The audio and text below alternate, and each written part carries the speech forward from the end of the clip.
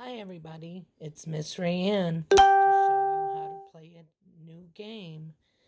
So what you will need is your umbrella paper, and then you'll need a dice, and then you will need these. These are like raindrops.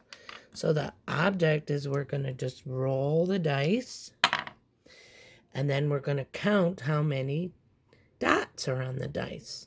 1, 2, 3, 4, 5, 6.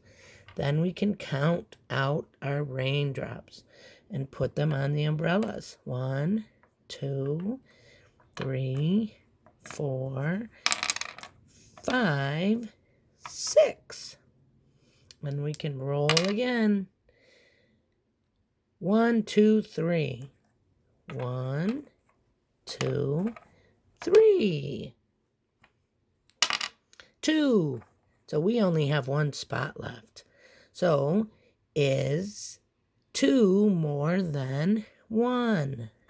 Yes, it is. Then we can clear it off and play again.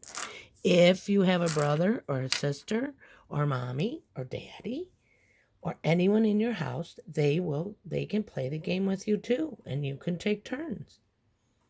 Thank you for watching. Hope you liked the game.